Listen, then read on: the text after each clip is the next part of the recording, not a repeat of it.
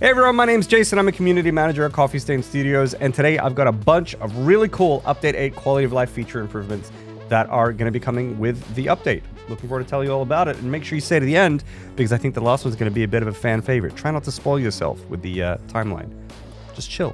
Enjoy the ride. Now, before we get right into it, quick little bit of housekeeping. As you guys may have known, if you've seen the video here where we talk about the development of Update 8 being a little bit rocky, we actually got rid of all of our deadlines internally and externally. Well, we had no external deadlines, but we got rid of the internal deadlines just so we could work on stabilizing the game. Just a little bit of an update on that. We now have an internal deadline range, which is not the specific deadline you guys are probably looking for, and we're not committing to anything publicly, but I just want to let you guys know that right now we are aiming to release at some point in June. We'll see how that goes. Hopefully as time goes on, we'll know a little bit better when it might actually come out, and who knows, maybe it won't even be in June. Okay, so just letting you know what we're thinking right now, just so you're aware, okay? Anyway, back to the video. Let's move on. The first feature that's getting some love is the parachute. The para what? I don't know if many people use the parachute. I don't think I really ever did use it that much, but it's getting a bit of a rework, and I think that maybe a lot of people will be using it a bit more now, okay? So the parachute previously was a consumable piece of equipment, and that meant that every time you use it, it kind of got used up. But now, in Update 8, the parachute will be non-consumable. You just got to make one parachute, and you can just keep it and use it to your heart's content. So it's a great piece of kit to have in your backpack, in your inventory, while you're exploring. Because, you know, it can kind of solve certain situations that jetpacks don't really handle so well. And yeah, so I think it might be handy to have a parachute on hand. And the other thing is the gliding ability has been improved, and the movement speed is also a bit improved as well. So it'll function better too. So hopefully you guys enjoy your time with the parachute. The next quality of life feature is going to be about the zipline, and that is that ziplines are no longer interrupted when traveling on ceiling power outlets and also on power towers. So some of you may have actually known about the ability to zipline through ceiling power outlets before. And the way this kind of worked is you would hit one of those nubs, you'd fall off in it, but if you look up, you would like grab onto the next power line anyway, and you could just keep going. So it's basically, this new quality of life feature is basically exactly that, but it's improved now. So instead of falling off, you just keep smoothly, continuously ziplining through those ceiling outlets to your heart's content. And the same functionality is also extended to power towers. Now, this doesn't actually extend to power poles. As you could imagine, the poles are still kind of in the way of your body, so you will still bonk into those if you try and do that. This might raise a bit of a question, like what happens if the power line turns, or if there's like multiple like branching power lines, how is that handled? And basically you can just look in whatever direction you want to go in whilst ziplining, and you'll go that way. So if there's a branch that goes left and right, you look left, you will go left. But on top of that, you can also use movement input like A and D, left and right. You can use those to override the way you look. So you could be looking left, you hold down right or D, and then you will just take the right junction when you're doing that. And this applies for ceiling outlets as well as power towers. But one thing to note is that there is an angle limit. I think the angle limit is about like a 60-degree angle. So if the power line turn is more than 60 degrees, you can't continuously do that. But you know, you could maybe just jump off and then reattach or something like that. But yeah, I saw a bunch of people reacting to last week's video up here, if you haven't seen it yet, and a lot of people had theorized like, wait, can you zipline continuously through the power towers? Because that would make a lot of sense, especially with zipline sprint mode. And yeah, you guys were right on the money. You can do that. Also, just aside real quick, something that a lot of people have asked questions about the power towers is whether or not the two lines on power towers are two separate power lines, or are they just aesthetic? And they're just aesthetic. They're actually one power line in terms of your power network. But they are aesthetically just two, and you can zipline on either. One other little feature coming to the zipline is the ability to right-click toggle to zipline. So previously you would have to hold left mouse button while ziplining, and then you let go of left mouse button to hop off. But now you can just right-click to attach yourself and let go of the mouse, and you'll stay on the zipline, and then you can right-click to get off. Okay, so that's another bit of a quality of life feature with the zipline. Conveyor belts are also getting some love in Update 8, which is great because we build a lot of them. There are 2 new quality of life features coming to conveyor belts and pipes for that matter, but like all of these features apply to conveyor belts and pipes. And the first one is actually something that we've leaked actually back in the blueprints video up here if you haven't seen it. And some of you with keen eyes actually have spotted it before. And that is that belts and pipes will now automatically be built with their appropriate stand when free placed on the ground. So previously you would have to build a conveyor pole, then attach the belt to that, and then you could build out from that, and that building will have a conveyor pole automatically attached if you place it on the ground. But now, even if you free place conveyor belts or pipes on the ground, they will come with their respective poles. The second improvement coming to belts and pipes is a bit more of a niche case, but I'm sure many of you have actually run into it before if you play the game a lot. So as we all know, free placing belts or pipes is a two-step process. You click once to place it where you want, and then you set the height, right? You look up and down, and then you click again. That's the second phase to actually build the building, right? So you can place the belts or pipes wherever you want, and then you can set their height. However, in Update 8, the change that's coming is that the validity of the belt or pipe build itself, the entire validity of it, will be determined by the second phase of building, as opposed to the first phase of building. What this means now is that you can now place the first phase of the belts build down, even if the belts or pipe's initial placement is invalid or too steep.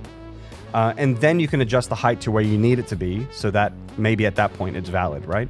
And that's basically what this little quality of life update addresses. The Dismantle feature is getting an unreasonable amount of love this update, and I'm all for it. I've spoken about the Blueprint Dismantle mode that's coming to allow you to dismantle entire blueprints in one go. But now I have the pleasure to introduce to you all the Dismantle Filter feature, I guess it's called. So Dismantle Filtering is a feature that lets you point your cursor at a building. You can highlight a building. You can press G to filter on that building. And then from that point on, you will only be able to dismantle that kind of building or highlight that kind of building. You can now freely switch your filter to something else whenever you want by looking at something else and pressing G. Or if you look at the same kind of object again, you can just press G again and that removes the filter.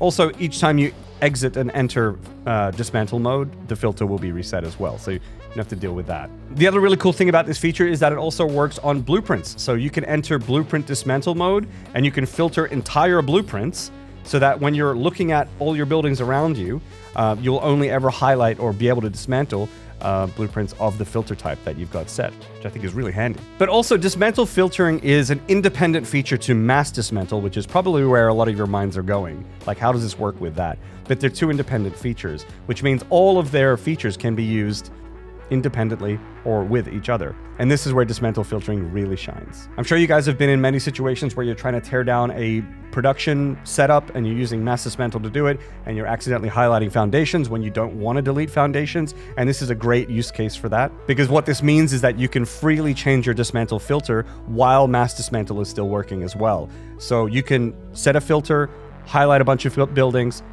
set another filter, continue highlighting a bunch of buildings in the same mass dismantle. And for example, if you never filter for your foundations, you'll never highlight your foundations. It makes tearing down production lines really, really easy without modifying the structural integrity of your factory. Now, some of you might be scratching your head and wondering, wait, didn't we have something like this before? And actually, we did. It just wasn't really talked about that much. There wasn't a lot of feedback for it or anything like that either, and it was a little bit more, I think, in my opinion, a little bit more confusing to use. So this feature sort of existed and was introduced in Update 7, and so this feature is actually a rework of that, and I think it's in a much better state now, so that you can freely dismantle your factories more effectively, I think, with more control. Another quality of life feature, which may actually not be quality of life, you guys will have to let us know, actually, is the first person trace has been adjusted. And this is because, I don't know if you guys knew this or not, but the first person trace has been misaligned to the reticule for many, many years. And so what this sort of means is that, like, the reticule is not actually a perfect indicator for what you're aiming at, basically. And so some players might have noticed this, as it might have been hard to aim at smaller buildings like wall power outlets, for example. And it has also been quite noticeable, especially if you're looking directly down below you, as you can see here. So now the update to this is that the trace should be exactly where your crosshair is, your reticule is, and so you will actually select what you are aiming at now. The interesting thing here is we don't know why it was the way it was before, and it's entirely possible that there's some like big brain, 1000 IQ reason for it to have been the way it was before. So if you guys feel that it's like off or bad now, give it some time, adjust to it. But if you think there's anything wrong with it, or that there's some use cases where it would have been better for the trace to be as it was before, please let us know. QA site, comments below, whatever. QA site would be better after you get update 8, actually. Yeah, let us know, because we can always put it back, I guess, but we don't really know why it would have been the way it was before. Another major rework, and something that a lot of people have been commenting for and requesting for such a long time. And it's so exciting to be able to tell you about it now, actually. And that is that jetpacks can now use different kinds of fuel. Jetpacks can now use solid biofuel, fuel, turbo fuel, and liquid biofuel. So now in the equipment UI, players can now set their preferred fuel type, and this fuel type will be what is used if it's available in your inventory by default. Now, if that fuel runs out and you have other fuel in your inventory, it will automatically switch to other fuel types when refueling the jetpack. And if your preferred fuel isn't available, the default priority order of what fuel the jetpack will automatically switch to is the same as what you can see in the menu. And so you might be wondering, what do these other fuel types do? Do they just last longer or something, or what do they do? But actually, they each have different properties. Solid biofuel, this is going to be a really, really basic fuel type that people can use before they have fuel production, because solid biofuel can be somewhat automated pretty decently well early on. And this has the same speed and power as normal fuel, just a slightly slower acceleration, and it burns up quicker, resulting in less airtime. So it can't reach as high, basically, as normal fuel. Normal fuel, this is the default fuel that y'all have been using with jetpacks before. It's basically the same, but it has been tweaked a little bit so that it gives a bit more upwards momentum, so it should feel a little bit less sluggish when you're using it. So a little buff to regular fuel. Turbo fuel has faster acceleration and speed, allowing the player to reach much, much higher and quickly boost themselves up on large buildings or high cliffs. It also has slightly increased air control to match the higher speeds, basically, so that you can kind of move as you intend. And liquid biofuel, we don't actually expect players to use this that much since liquid biofuel can't be fully automated, but it is mostly the same as regular fuel, but it burns far, far slower, okay? So this actually allows players to reach up really, really high and glide for actually super insane distances. And so you might be actually wondering, for example, side-by-side comparisons of these, how high you can go with each jetpack from a straight burn. And so here's a little demonstration of that now, and you can see solid biofuel goes up to around 16 meters, 16, 17 meters. Regular fuel goes to 28 meters. Turbo fuel goes to about 52 meters. And liquid biofuel goes to just under 62 meters, so about 60 meters. And so the last feature, I think this is the one that y'all have been waiting for. This is the last feature that I'm going to be talking about today that's going to be coming to Update 8. Quality of life feature is going to be fart rocks can now be destroyed with explosives. That's right, gas pillars, the fart rocks. Throw a obelisk at them and they explode. You just need one obelisk and they fall apart, and it's actually, it feels so good. It feels so good to see those things just die. God. So many people have been asking for this, so I'm so excited to be able to tell you about it now. Now, there's really not much more I can say about this. We all know how annoying they are. You throw a bomb at it, and they go away. That's it. So there's not much more I can say, but what I can do is, let's put together a glorious montage of watching these guys fall to pieces. Enjoy.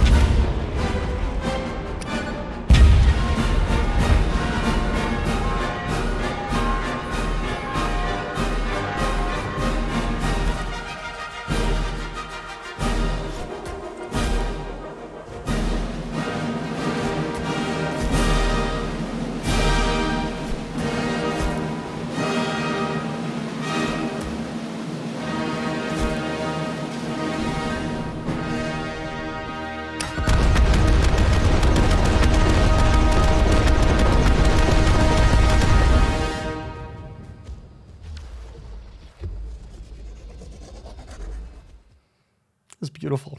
Well, I mean, there's nothing more to say. What do I even do with this video at this point? Thank God those things are gone. Well, anyway, video can only go downhill from here, so better to wrap it up quickly. If you like the quality of life features, smash like, consider subscribing. Let us know in the comments below which features you're most excited for. It's probably going to be the fart rocks, but if there's any other ones, tell us about those as well. Have a lovely weekend, everybody, and I'll see you guys next time. Take care. Bye.